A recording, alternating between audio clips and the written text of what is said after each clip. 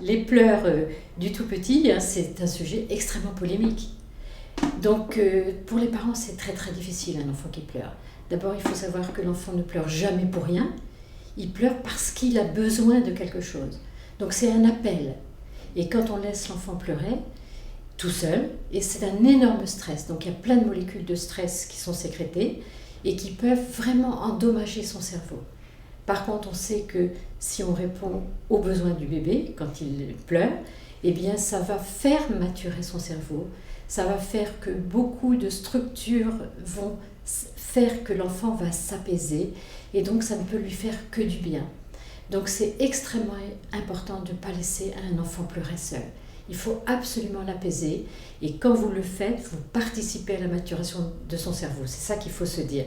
Vous ne faites pas rien, vous faites que votre enfant va bien grandir, aussi bien au niveau cognitif qu'au niveau affectif. Un tout petit qu'on écoute, il va s'exprimer. Un tout petit qu'on n'écoute pas, eh bien, au bout de quelques jours, il ne va plus appeler, puisqu'il sait qu'il n'y aura aucun adulte qui va lui répondre. Donc oui, écouter un petit va faire que l'enfant va s'exprimer.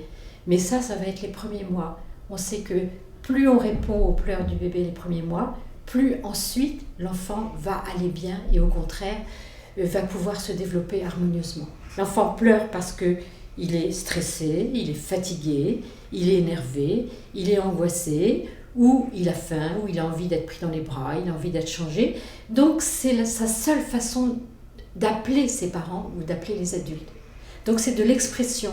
Et quand on n'y va pas, ça veut dire qu'on ne t'écoute pas, tu n'as rien à demander. Et dans ce cas-là, l'enfant s'éteint, il y a toute une partie de lui qui va se déprimer et une partie de sa personnalité qui ne va plus du tout s'exprimer. Donc oui, être parent, c'est d'abord écouter son enfant, lui permettre d'exprimer quand il va bien, mais aussi quand il est triste, angoissé, inquiet ou fatigué.